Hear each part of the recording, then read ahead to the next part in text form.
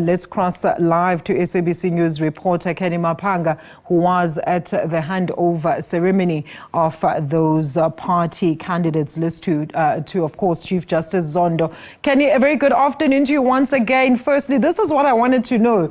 There's a lot of confusion with the latest developments, of course, with the resignation that we saw of Mr. Zizigodwa, who forms part of the ANC's candidate list. So is this the final list of National Assembly candidates as per party submissions, or parties can actually still amend these before they go to Parliament?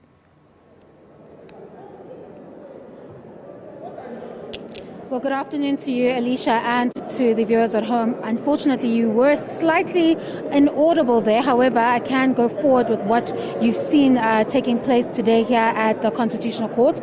You may remember that after the elections on the 29th of May, the IEC officially declared those result outcomes on the Sunday, the 2nd of June. We know what follows then is the 48 hours in which political parties are able to amend their lists. We've seen the Gazette that was dated 5 June 2024, where those lists are final. And then, of course, here at the Constitutional Court, in terms of the separation of powers, we've seen the IEC officially hand over those lists to the Chief Justice, who handed it over to the Secretary. Of course, he's made it very clear that he has assigned the various judge presidents of the various provinces who will sit on those lists of the provincial legislatures and preside over those first sittings. However, he's not committing to an official date for the first National Assembly sitting. As you can see, it'll be quite a historic moment because he'll be presiding over a changing political landscape where political parties and their representatives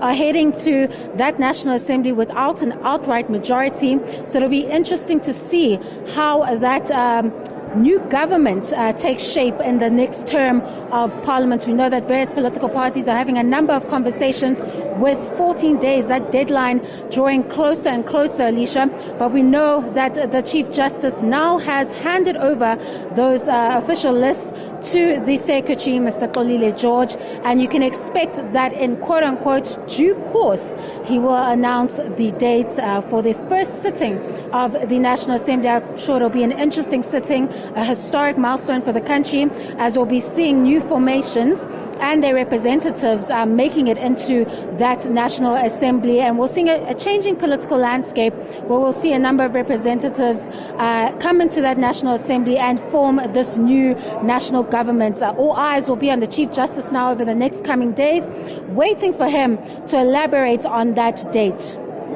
And Canny, I mean, according to the law in its current form, right, what happens to members who were initially submitted as part of that list, but for various reasons like resignations, as I referred to earlier, cannot actually make it to Parliament? Do parties still have time to amend those lists, or this was actually the final list that will go to the National Assembly? As I've stated, Alicia, the lists were gazetted yesterday. So we expect that the lists in the form that they are now are the lists that have been handed over by the Chief Justice to the Secretary, Mr. George. And that is who we expect to be sworn in as representatives. We know that it's 43% women, a slight decline from what we saw from the previous term of Parliament. But what you see on the list now, as they've been handed over in this ceremony, is what you can expect to head out to those various provincial legislatures as well as the National Assembly and take their seats upon the date announced by the Chief Justice.